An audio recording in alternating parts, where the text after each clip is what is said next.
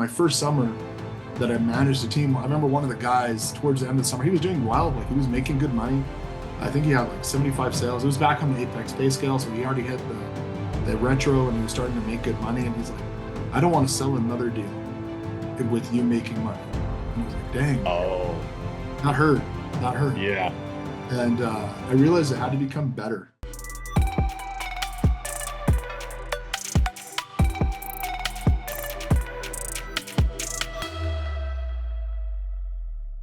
What's up, guys? Welcome back to the D2D Podcast. And we're back again with another Canadian superstar who's here to share some wisdom.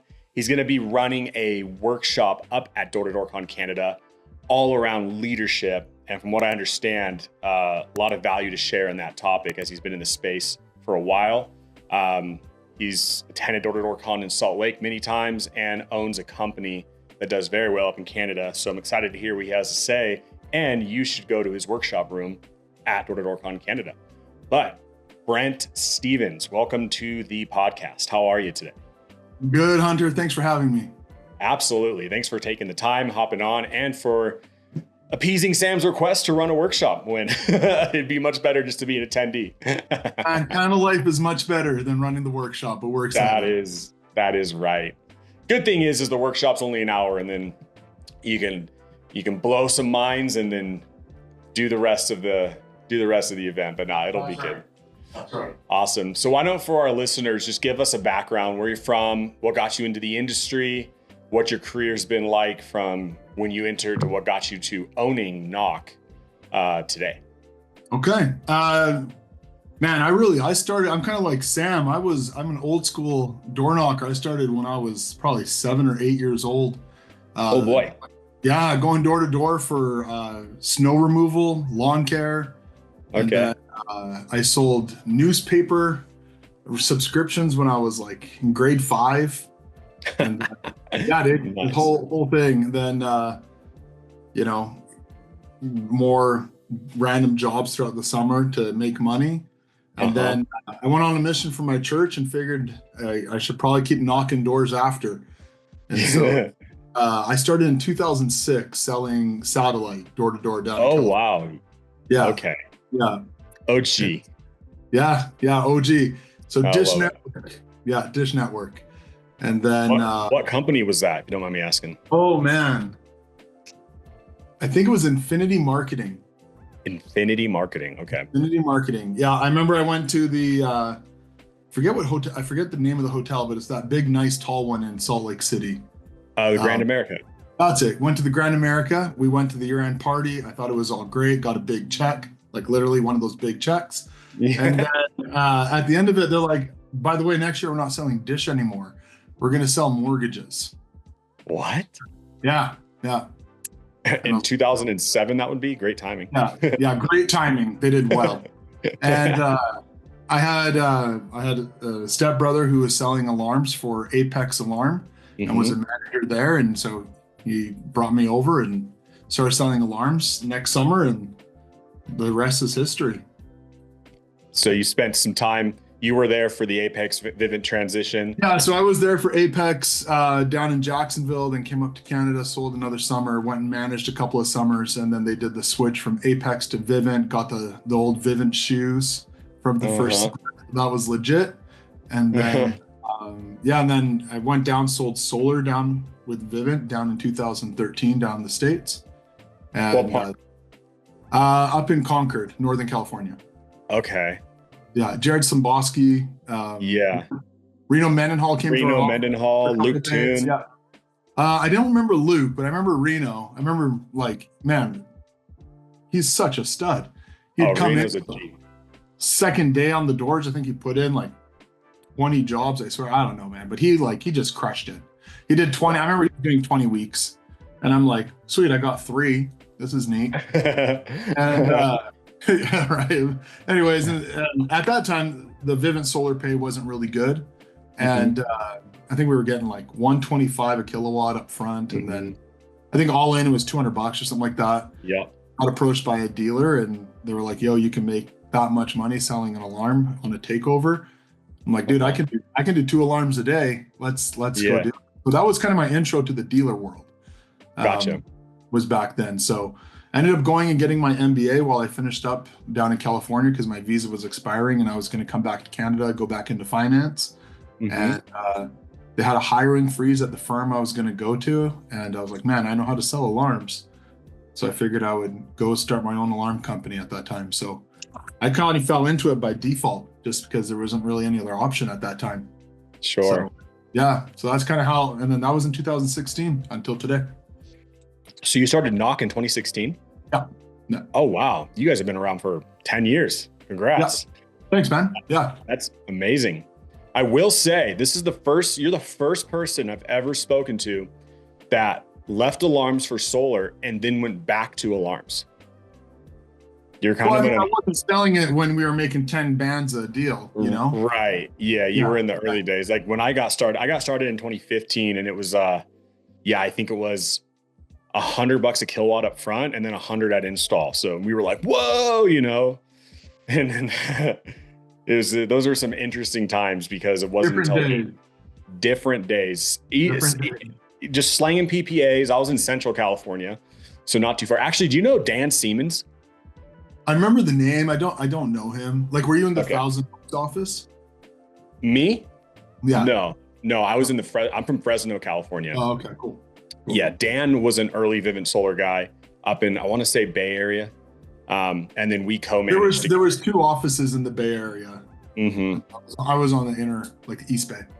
Gotcha. Yeah. Gotcha. Okay, wow. So we're talking a 19-year industry vet, just alarm. I don't think, is there anyone in the alarm industry that's been doing it as long as you right now? Probably not. That are still in the alarm industry? Still. I think you'd be hard pressed. Yeah, absolutely. Yeah. Absolutely. What was that? Story for them. I'm going to have you dig into some archives here. So I apologize. You're going to have to be reaching back, but do you remember that first summer? Do you remember what that was like? I mean, obviously you serve a 2-year mission. You're used to knocking on doors and proselyting. Like, I'm sure the work of door-to-door sales was nothing, obviously you weren't familiar with, but what was that first summer like? Were you a quick learner, off to the races stud, or was it a struggle in the beginning? No, man. That's one of the things that I talk about. Like, my first summer, I made, I think, 14,000 that first summer. I remember knocked all the, it was like, got to remember, I'm selling satellite. Like, it's not a hard sale, right? And we started every day that summer at 9 a.m. We'd go 9 a.m. meeting, work till 3. I think we took 3 to 4:30 off or 2 to 4 off, something like that. And then we get back on the door and go to 9. So it was long every day. Yeah. And I sold my very last door on the first day. No way. Yeah, like the 9 o'clock last door knock, like this is my last one. And I sold that deal. I was stoked. $75 coming in my pocket. And oh man, it was same thing the next day. You know, it was very last door next day, and then I bageled a few days. Like, it was hard. Like, it was genuinely really, really hard. And I had to work really hard. I had a first years. I was not the best first year. I think it was like number 2 or number 3, and I think we had 8 guys in our office. So like, I was definitely on the lower end of the production line. We'll say that.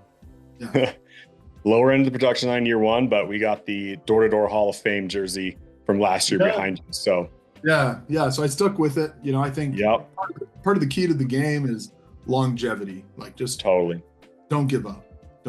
So year 2, I went out, made 27,000. It was with Apex, and I missed 100 retro by I think 6 deals, 6 sales. Okay. Dang, that must have hurt. It hurt. Yeah, it hurt. And there was lady problems at the time. So like, I was half the time sitting on the phone trying to figure that whole thing out. So that cost me a couple bucks. I was going to say, dude, lady problems are not fun. And you couple that with trying to manage emotions of hitting a certain metric on the doors. Whew, kudos to you, dude. That sounds gnarly. So anyways, so came home with, I think, 27,000.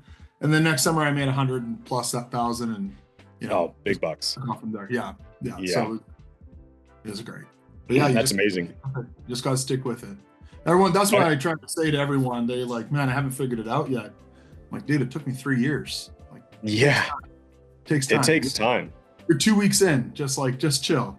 Yeah, relax, dude. It's funny. And I say this often, if the topic gets brought up, but it's just so relevant. It's like you hand a rookie an axe, say, hey, go chop down that tree. They swing it 5 times and they're like, why isn't it falling down? You're like, brother, you got to swing that axe. Like, I don't know what you were expecting, just to shoot out the gates, chop that thing twice and have them fall like Paul Bunyan. No, you got to stay with it.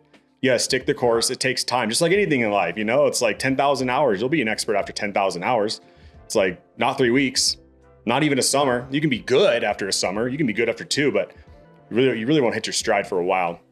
And it's a good industry or career to really prove yourself in that realm. See what you're made of. So yeah, that's awesome, dude. Mark your calendars and grab your tickets because we are back on January 22nd through the 24th, 2026 in Salt Lake City, Utah. 3 days where industry legends, top CEOs, and breakthrough innovators gather to share the strategies shaping our industry. Witness the prestigious Golden Door Awards honoring the elite performers who've achieved what others only dream of. Network with over 2,800 door-to-door professionals across all industries ranging from solar, roofing, fiber, alarms, pest control, HVAC, and beyond. Founded by Sam Taggart, this is where careers are transformed and million-dollar connections are made. Visit D2DCon.com, click the D2DCon 9 button at the top right, and secure your spot at the most important event in direct sales. Use promo code PODCAST to receive a 20% discount on your ticket purchase. That's D2DCon.com, promo code PODCAST. Now, back to the show. Let's talk about Knok for a little bit. So, you start off as a rep, you're selling, you go to, you're probably in management, I would assume, at some point before Knok, but quite like 6 years. 6 years. Okay. Yeah. So what was your leadership looking like before you started your dealership? Yeah. So I managed in Canada 4 years, I think, 4 different teams in Canada. Okay. And I went down to the States, like I said, did the solar gig. And then came back, went to the dealership program. So I was over the sales program at the dealership. Gotcha. And so, I had to write up a playbook for the dealership, how to do all that fun jazz, train all the new guys, recruit the teams, run the teams. And so it kind of prepared me for running my own program. And so then in 2016, so I'd been in leadership some way, shape, or form 7 years. 7 years, okay. Gotcha. So question for you, Brent. I came from Canada, so you got to remember, I was in the States. So when I came back to Canada, I started with just me. Like I was a one-man shop. Yeah. Just had the faith that people would eventually come on board. Yeah. So for sure. We started Knok did its thing, and then 2 years ago I went back to the beast, went back to solar. So we started an EPC in Canada called North Energy. Right. And so we've been running with that as well. So it's been fun trying to figure out both of them at the same time. Totally. I have a couple questions I have a lot of questions for you. One I'm just going to ask now so I don't forget, because you're the first person I've spoken to that's done solar in both, particularly solar in the early days in California when utility rates were high. Yeah. And solar was, we were in, what was that? Net metering 2, I believe you started in, or did you start net metering 1? I started where we did not know what net metering 1 or 2 was. I just went and slung deals, dude. I didn't know what it was. Yeah, dude. I bet it was just like, here's what you're paying per kilowatt hour with PG&E or whatever they tell you. Here's your rate with Vivint. What's my price going to be? I don't know. It's going to be at this price per kilowatt hour. Bing, bang. Have a good day. You're going to escalate at 2.9%. Yeah. Yep. That's it. So I honestly don't know what NEM we were on at all.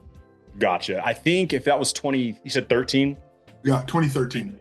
I think you were NEM 1 and then it switched to 2, like 2015, somewhere around there. And then it went to 3 a couple years ago. But okay, so question for you, based off of what you can remember from solar in those days, how does the market compare in Canada solar wise to the States? That's something I've been very curious about. Yeah, I will say there was a lot more education in the States around solar than in 2013 than there is today.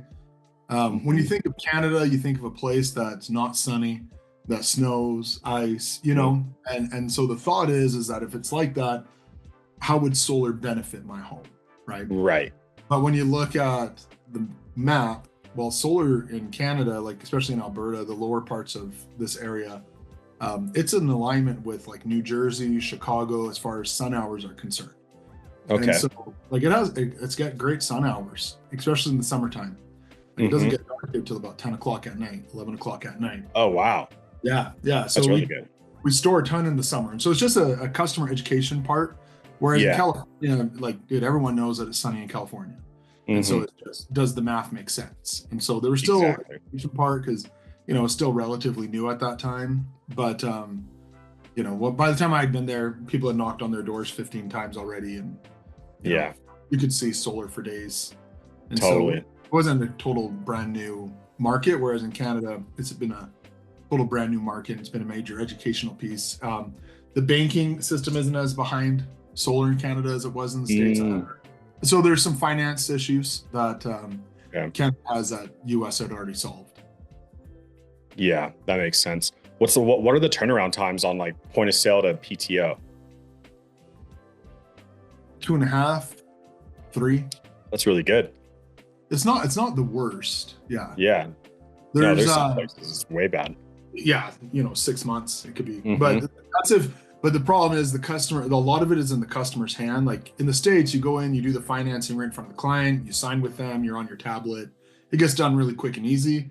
In Canada, it's you sign the contract, and then there has to be some sort of inspector that goes out, checks out the house, and then they send them the loan application. Like the inspector sends the loan app.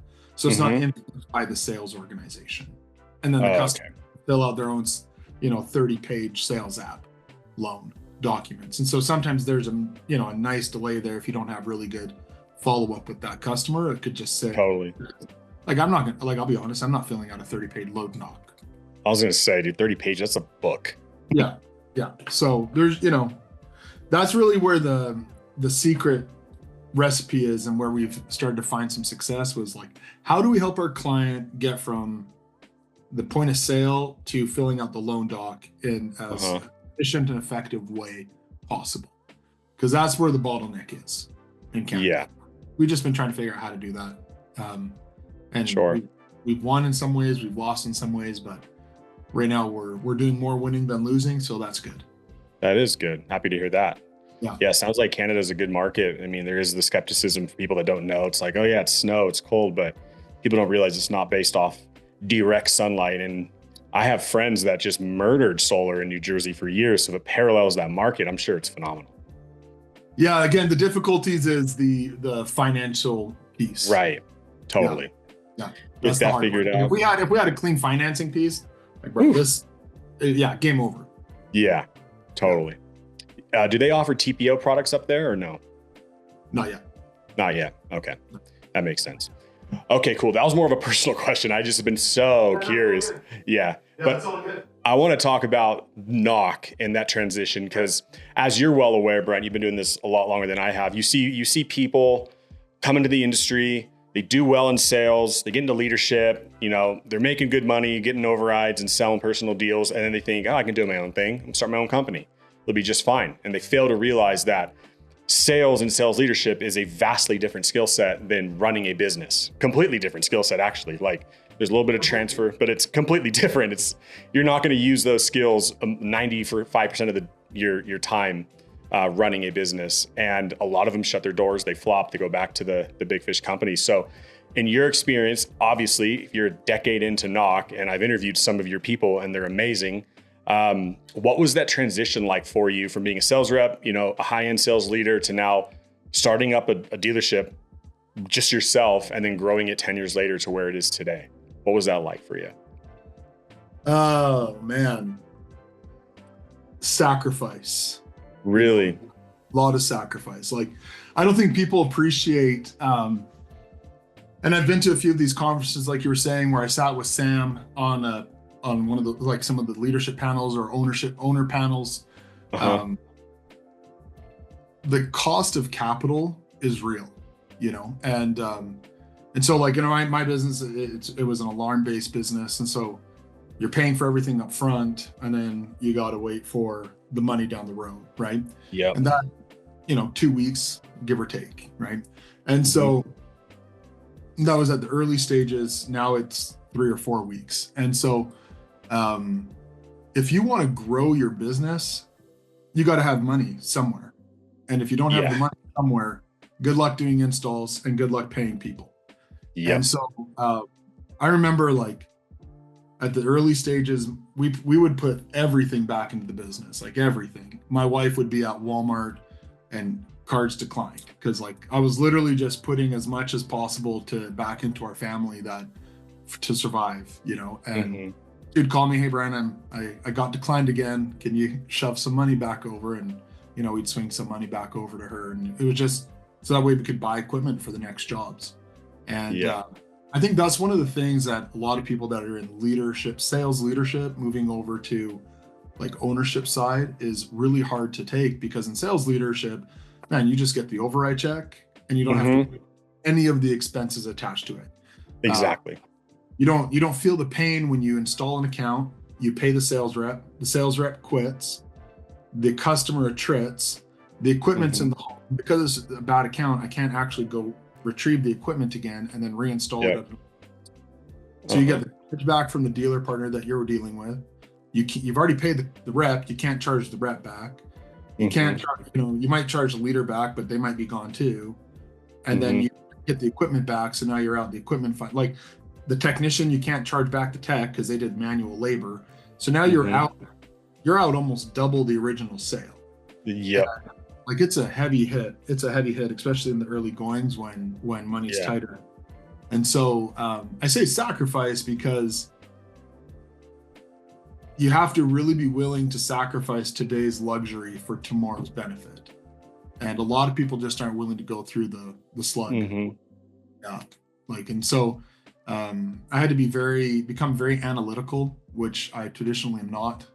I had to become very analytical and start seeing life and business through a different lens, and how to manage cash flow, how to bankroll the projects, how to instead of just doing raw cheers. How to manage relationships with vendors. I remember, and because we were a good paying customer and we always paid on time, and we grew and we brought on a ton of guys at once, and literally it was payroll or equipment, and I had a half a day to raise $500,000, and I had to make a choice which one I was going to do. And luckily I had a great relationship with the supplier, and she was just like, "Look, man, I'll extend your credit today because you've been such a good customer for the last 3 years."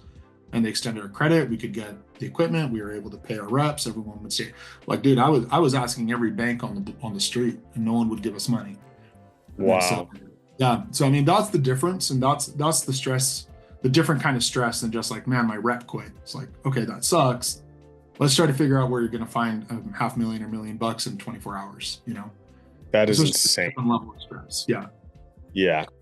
Out of all those different elements of running a business versus just being a sales leader, what was the hardest learned one, or the most challenging one for you, that caused the most growth from you? Man, that's a good question, Hunter.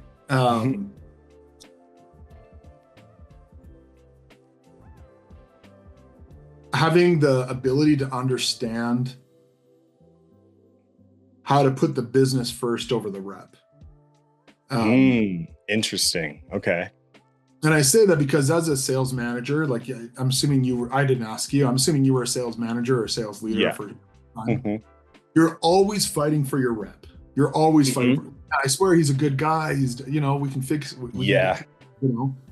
And I remember I had a bad rep.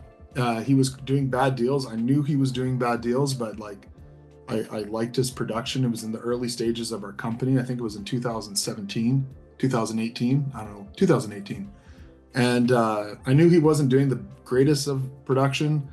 And then one day I saw that he had forged a contract, and Oh no. I knew for certain that he did. Uh-huh. And our technician called and he said, "Hey, I literally saw him go back into the customer, forge the contract, and then leave." And I was like, "Cool, cool, cool, cool." And at that moment, I had to, for the first time, really make a decision: do I want to fight for the sales rep, or do I want to do what's best for the company? And I knew at that moment, if I let him stay, he would do bad things for the company long term. And so I had to let him go. And I'm really grateful I did that, because it taught me that a bad apple really rots the whole bag. Totally. And we actually had a lot of growth because we got rid of him. Turns out he wasn't that well liked, and people didn't, and people actually started to do better. And so we had addition by subtraction at that point. And so we've had to do that a few times, unfortunately, with our program. We've had to fire teams at times because our partner didn't want them. So we would have to get rid of the whole team, which those ones hurt. That was pretty close to the leaders. We were, friends, and I traveled with them and had a lot of good respect for them. And our dealer partner just was like, "Look, we don't want their production anymore." And because of that one experience, I was able to have those kind of conversations and be able to still move forward. So that's probably it. Yeah, that's a hard one, man, because you have your business, which is a living, breathing entity that you have to nourish and you have to take care of. And at the same time, you have these human beings that are, the moving vehicle for this said business, right? And it's like, you care about both. Like, one can't work without the other. However, in a situation like that, when the business is, the life source for dozens and dozens or hundreds of people, whatever the number is, it's like, I care about this person, but am I going to allow their decisions jeopardize the livelihood of the company? You know what I mean? And so you have to look at it from that lens. And it's hard. It's hard to do, because if you care about your people, it's gonna hurt regardless of the situation. It's a lot easier to make that decision and err on the side of the rep when you're not the owner. Your name's not on that piece of paper. 100%. Yeah. And so there's been times where I had to remove, we'll call it 10 people, right? And I'll look at it and I'm like, man, I really don't want to do this. This sucks. I know these guys, I know their families. I really don't want to do it.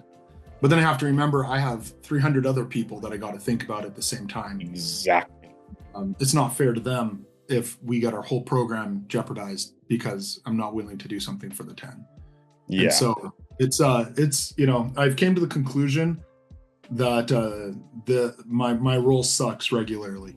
And I've had to turn off my emotional triggers often in order to be able to make the decisions truthfully. Yeah, it's true. It's almost like you do have to have a set of principles and look through everything through the lens of the principles versus each individual person. Because if you look at it from each individual person, your decisions will fluctuate and it'll hurt the business.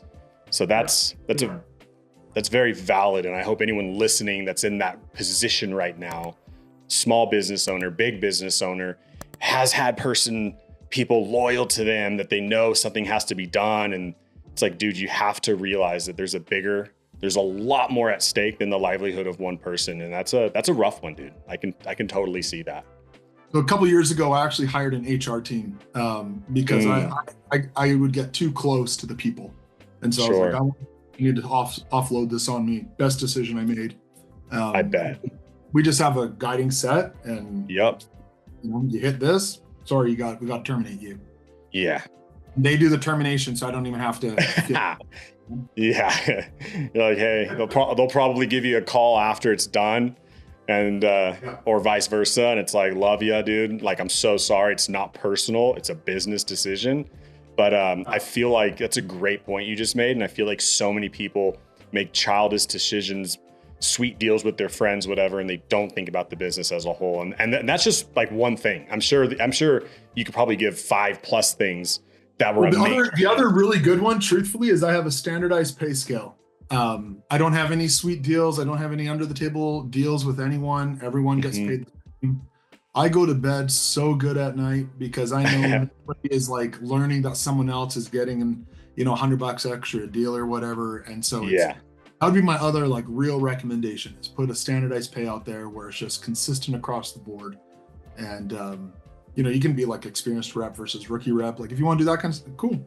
We do that. We have a rookie pay, vet pay, because truthfully, the cost of a new rep is higher than the cost of a veteran rep.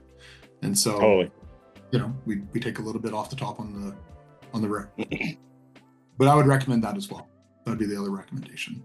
Yeah, those are great pieces of advice. Very mature, very, you can tell you have years under your belt, because the alternative is so true in so many cases, and it just hurts them so bad. I see it all the time. I'm sure you do too. I'm sure you've dealt with reps like, I can do it on my own, and they do, and they don't, and they come back or whatever it is. But it's just like, it's a thing, man. It's a thing. I don't know what it is. If it's ego, if it's like, oh, I made 200K this year. Like, I don't need anybody. I don't know what it is, but people just have this, like, all right, dude, you've been selling for 2 years. Like, like 2 years, brother. Like, congratulations on your Ford Raptor. Like, it's way more than that. It's way bigger than that.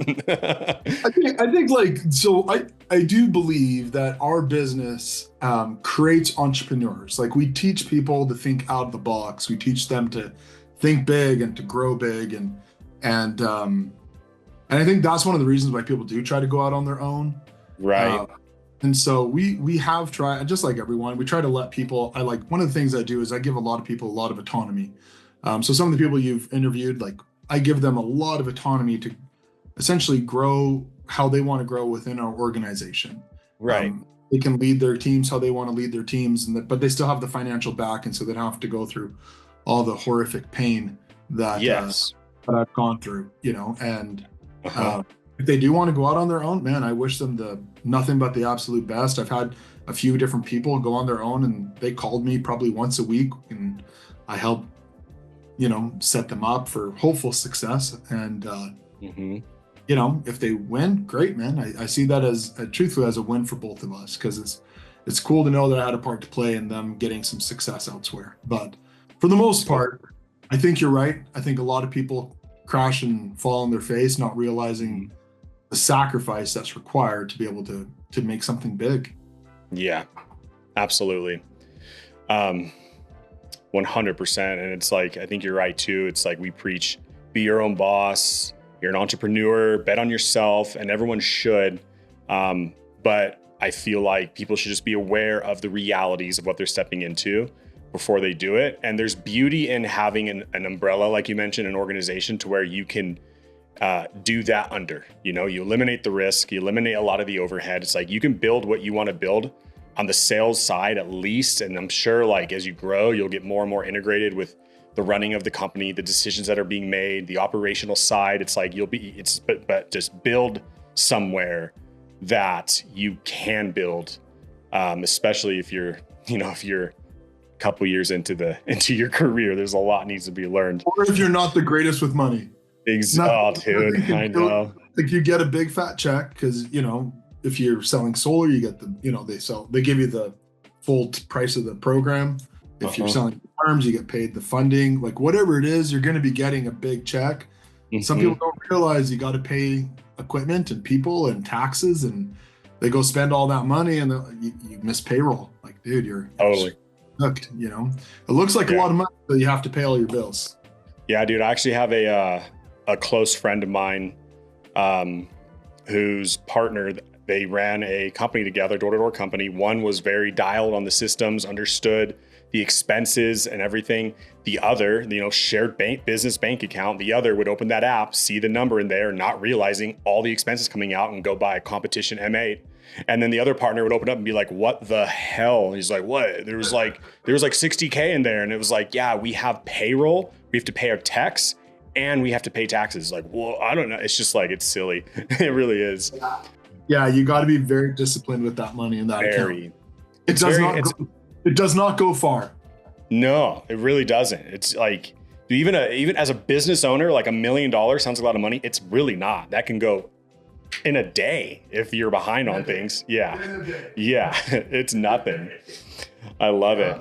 But let's jump back a little bit, back into before the Knok days, and then we can go back into the Knok days. I want to learn about, once you got your footing in sales and then became a sales leader, what that transition was like for you, if there were any struggles or biggest lessons, if you can recall, because I'm sure that was many moons ago. Yeah, no, I the biggest lesson, I remember my wife, man, you got to marry a good woman if you want to. Period. End of story. Yeah, she made me, That's actually one of the reasons I went from 27 to 100. She was like, look, if you're not going to be around me, you better be working. I was like, yeah. She was a couple hours away at that time working herself. So I'm like, I can't, so I just worked. That was the main difference between the year before and that. I just worked. And anyways, that's a total different side note. But yeah, she was like, she noticed that I was too, you got to be friends with the people that you manage as a sales leader, right? You got to be able to know them. They got to know you. You got to be a part of their program. But she noticed that I was too comfortable with my team. And, I was one of the bros, we'll call it. And there wasn't that separation of leader versus just one of the friends. And so one of the biggest lessons she pointed out to me was, Brent, you really got to separate yourself. And like, if you want people to respect you as a sales leader or as a manager, you got to act like a manager sometimes, And I think that was the biggest lesson for me was that I can't just be one of the dudes anymore. If I want people respect, I can still be fun. I can still have fun. I can still be a good guy. I can still get to know them and what their hopes and dreams are, but I don't have to do all the dumb pranks with them and be part of it. No more TPing houses. No more TPing houses, right? Yeah, exactly. And so, and I tell a lot of our sales managers who are first-time managers and even who've been with us for a while, like, guys, you're too close to the situation. And they find that when they take a little bit of a breathing room, whether it's staying at a different hotel on a blitz or just having that personal space, that their teams actually perform better. And so that was one of the bigger lessons I learned, truthfully. It's so true, man. And I feel like it's like you made me reflect on my early days when I got, when I first got into sales leadership. I'm such a big people person. Like, I love people. I love relationships. I loved my customers. Like, that's what really drove me. The money was great. Obviously we got into it because it's a great opportunity to earn a lot of money. But yeah, when you were sharing that story, I was like, yeah, I agree. I was probably really close, a little bit too close. Like, and it's hard to make that distinction, especially when, I don't know if this was the case for you, but if you were around the people that you managed as a rep and then became their leader versus like bringing them in, it's like all of a sudden you're like their leader. All of a sudden you're the one running meetings, although you're the one, making the hard decisions. What are some ways you're able to make that transition for yourself amongst your peers or your reps to where they were like, okay, shit, Brent's the guy, Yeah, I think part of it was, first I had to realize like I have to be different now. Like I don't know. I was I'll call it immature at best. Like I liked fun. I don't know. Yeah. I was immature at best. And by realizing where I was at, I knew I had to do better and be different. And so I had to make a decision to not make as many stupid jokes I always sold well. Like I was always top of our team. I always sold well. So it wasn't a function of selling well or training different. It was more just on a personal level. Like I had to have my personal life match what I was trying to say we needed to be as people. I had to become whole, and I wasn't whole as a person. And so I started I started to go into like some personal growth stuff. Started learning a little bit more, reading some books that started to transform who I was as a human. And it was a slow transition. Like it wasn't just I woke up one morning and I was like, all right, I'm now going to be different. And I went and told all, let's say, guys, just so you know, I'm retired. I actually once I did say it, like I watched The Office a couple of days before. I was like, guys, I'm retiring from comedy. I announced it. I think one of them joke, and I was like, I'm back. But it's Brittany, bitch, and I'm back. Exactly. But it was, it was a thing over time. Like it was a process, and it slowly became better. Like who I was, I think one of the things actually, truthfully, my first summer that I managed a team, I remember one of the guys towards the end of the summer, he was doing well, like he was making good money. I think he had like 75 sales. It was back on the Apex pay scale, so he already hit the retro and he was starting to make good money. And he's like, I don't want to sell another deal with you making money. And I was like, dang. Oh, that hurt.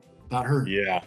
And I realized I had to become better, and my attitude and behavior, and it just wasn't where it needed to be. And so that summer helped me reflect a little bit, and I became a little bit better, and a little bit better. And then when I went to California, and between California and coming back, I feel like I was a different person when I came back to Canada than I was when I left, just because I was able to work on myself. Yeah. It takes time. Just like I was saying beforehand, man. Yeah. It takes time. It takes time. And that's like, I feel like as a human, it's important to always be progressing, always be growing, always be learning, implementing all of the things. Like it's very important. And you have seasons of life when you do that well, and you have seasons of life when it slips because there's other things, like that's natural. However, I feel like that weight becomes heavier. The necessity to grow becomes stronger, greater when you step into a leadership role. Because you have to maintain the respect of your people. I mean, I'm sure that probably stung having that guy say, I don't want to sell another account if it puts a dime in your pocket. It's like, whoa, that was probably like a, It did. Type of a moment. Yeah. It hurt. Yeah. I was like, man, I'm that bad of a dude. You would you'd like not make money for school because of how much you dislike me. Okay. Wow. I kind of suck. Okay, bro. I see. So it was, I violated some of John Maxwell's laws of leadership there. And so I had to become better, And so one thing I did take a John Maxwell leadership program, tried to become certified as one of his leadership coaches. Oh, no way. Yeah. So it was just things like that helped me become better. And I think that as we try to grow and develop as humans, we naturally attract more people to us. Sure. Yeah. Because they want to, there's something different about you. If you're the same as everyone else, man, you got nothing special to offer. And so one of the things we've started recently in our organization, I realized we were having a little bit of a leadership gap. We started a leadership development program in our company. It's an 8-week program. So we started it. We've gone through 2 cycles of it now. And the feedback I've gotten has been phenomenal. Really? We have an ethos in our company. We want to help people grow personally, professionally, and financially to help them achieve their goals. And I noticed we weren't helping them grow professionally in the way that we needed to. And there was that gap. And so it's been great. It's been great to see. That's so awesome. Hopefully they don't make the same dumb mistakes that I made when we promote them into leadership. Yeah, for sure. Random question. In your current organization at Knok, how many, roughly estimate number frame, whatever, how many leaders, managers, regionals, VPs, how many leaders in total do you currently have? Well, we just went to Italy. We took our leadership group to Rome in January. Oh, sweet. Yeah, no, we wanted them to see one of the world wonders. So we took them to the Colosseum. We wanted them to feel appreciative for what they do for us. To get like the vision of the gladiator and to go to war every day. Like it was cool. That's amazing. Yeah, I love our leaders, man. They're the backbone of the company. So we wanted to treat them a little bit. So anyways, I think we bought 21 tickets. 21, so sizable. Okay, so question for you, and don't say names. I want you, out of those 21 people, I want you to think of think of one of your leaders that you think is just you're just in awe. You're like, wow, that's a great leader, huge value piece to our organization and to the people he or she. What is it about that person that you probably just thought of or are thinking of that makes them a good leader? What's that thing that you're just like, they do that well that I wish the other leaders in my organization or just leaders in general in door-to-door should do, because it's really good? And you can take your time if it's going to take a sec, no rush, but I'm just curious. That's a great question. No names. I don't think is it me? I don't think there's just one thing, that makes a great leader. But I think at the end of the day, they care. Like they care about their people more than they care about themselves. Like when you look to help someone else, you naturally are going to get benefited from. So when you put forth that care to other people and you help them, recruit, you help them close a deal, you help them train, you help train their guys, you go visit them, you go do it. Like your people are naturally going to want to work hard for you because you're showing them love and care. And by them growing and developing and getting bigger paychecks, they're going to want to keep working harder because like, my goodness, this is cool. Let's go at it harder. And so I think that's the biggest thing that separates some of the ones that do great versus some of the ones that are just there is they genuinely care about the people that they work with. Yeah, it's instead of just the money. Like they don't sit and count the pennies, Totally. Do you feel like that is I don't know if I call it a trait, a skill set? I don't know what to label it as, but do you feel like that's something that's inherently like born with, or do you feel like it's something that can be taught? I think, because I agree, that's a huge core component for a good leader. I think that it's something that can be learned with time. Okay. There's people that are naturally going to be more empathetic, more caring than other people, Right. But as you start to feel success and hopefully you're reading, you're, learning, you're growing. And as you go through that growth process, there's a transformation, like what happened to me. There's a transformation that happens as you go through the growth process. And you start realizing the more people I can help, the more I help myself. And then instead of just counting pay scales, counting dollars, counting this, and looking at every person like they have a dollar sign on their head, and you realize that they're humans wanting a human experience and wanting a personal experience, you're going to get more success. And then that success breeds more wanting to learn and develop and grow, which will then lead you to caring more about more people. Because again, you realize that that's how it happens. And then you just start transforming who you are. And that's why a lot of people, I think, that go into sales and then go into sales leadership, the good ones, we're not talking the bad ones, the good ones, they see their friends that they haven't seen in 5 or 10 years, like, man, you are different. And because you've became different. It's not because that's how you start. Totally.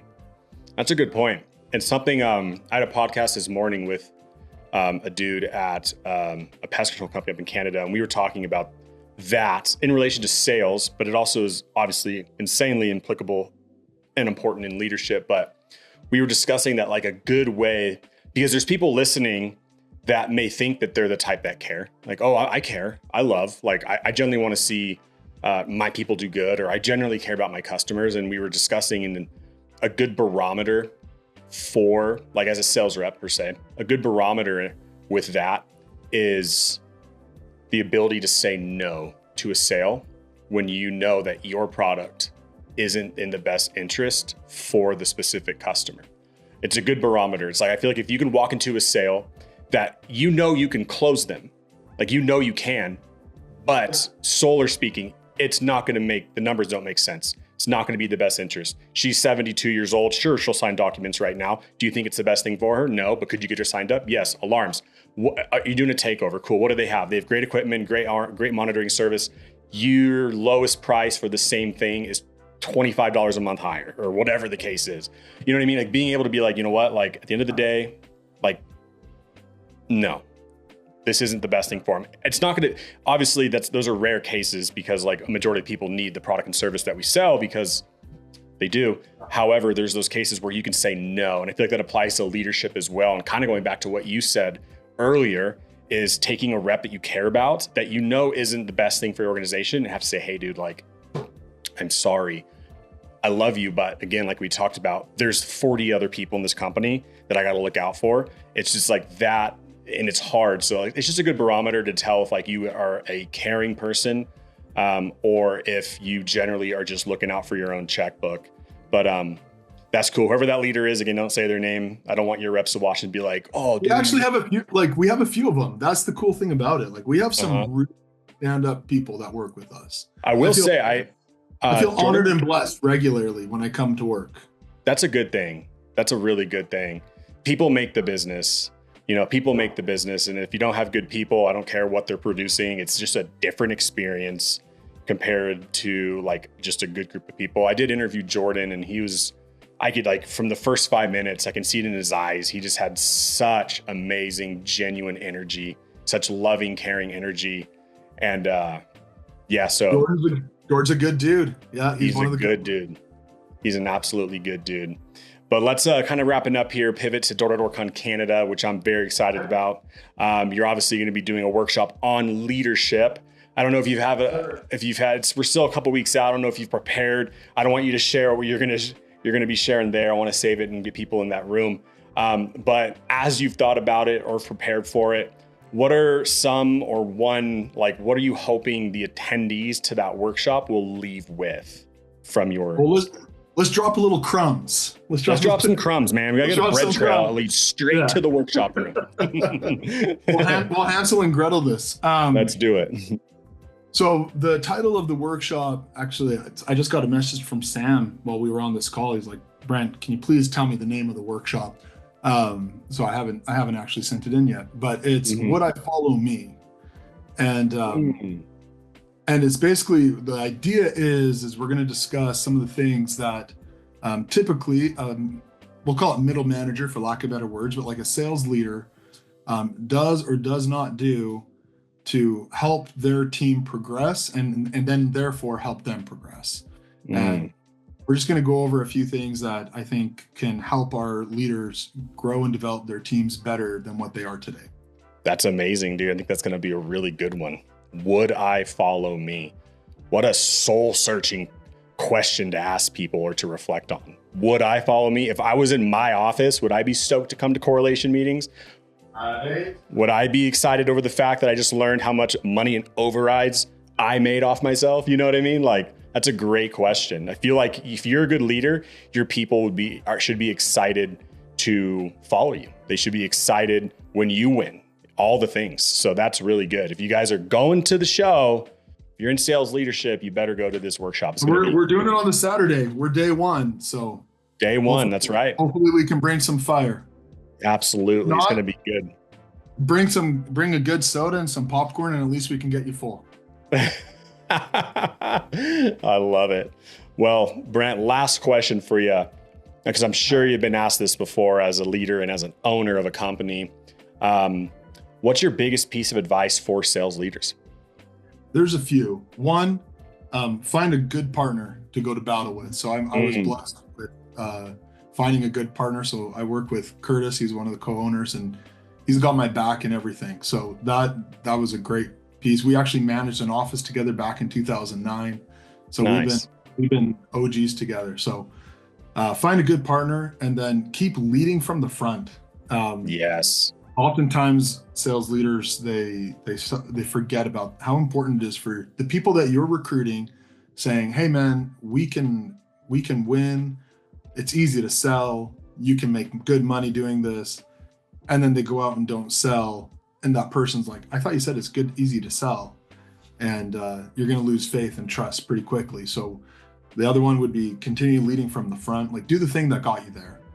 And yes. Then the other thing is to continue to put the gas pedal down when it's going good.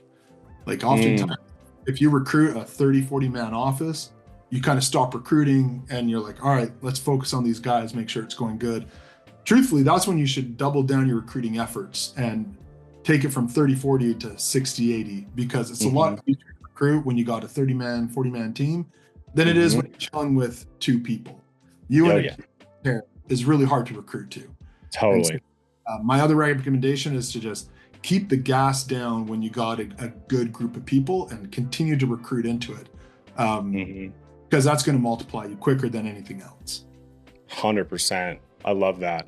Trust and loyalty is slow to earn, quick to lose, and if you stop leading from the front, you will lose that respect and loyalty very fast, it's crazy. Like as a leader, you can't stop. You have to show your people what's possible continually, which is a heavy load. It really is, but you're rewarded greatly for it. So Couldn't agree more, man. One of our sales managers actually got the Maple Door Award, and nice. Surprisingly, his team does phenomenal. And it's like, as it turns out, if you go and produce yourself, your team's going to produce too. And I think that team put out 3 or 4 Maple Door winners, I think. Yeah, there's quite a few from Knok. I'm the one that's been like auditing them and confirming them with the leaders and stuff. And yeah, Knok has a big, strong showing for Maple Doors. So kudos to you and your teams and your leaders for making that happen. It's gonna be awesome for sure. We should have had more. Really? Yeah, I bet you had some that were close. We had like 5 more that were like 1 or 2 away. Yeah. Oh, yeah. Dang it. I'm like, man, that Saturday we went home early. Yeah, right? Yeah. Seriously. Those 1 or 2 days where you decided, nah, could have been the difference of you getting on stage at the first ever Door-to-Door Con Canada. Would have been amazing. Well, guys, if you like this podcast, if you liked what Brent had to say, that's just a teaser. He's going to be doing a full workshop at Door-to-Door Con Canada. Pretty sure you can go to our website, doortodoorcon.com, buy tickets and use Brent's promo code Brent20 for 20% off. If you liked this podcast, hit a like, hit a subscribe, leave a comment. And Brent, if people that were listening today that was like, dude, that guy's a stud, I want to see more of him. Are you active on social media? Can people find you? You know, I'm not really active on, so I have a social media account. It's _Brent_Stevens. I post mostly stuff from work. I try to keep my life and private life private, but smart. I probably should if I want to make more money. Grant Cardone be everywhere, and I'm not. I know, right? But yeah. Yeah. But well, guys, if you want to follow him, if you want to see more of him, you got to come to the event, got to go to the workshop. But Brent, appreciate your time, man. Thanks again. Looking forward to meeting you up in Canada, and keep crushing it, dude. We'll see you up there. Appreciate it, Hunter. Thanks so much.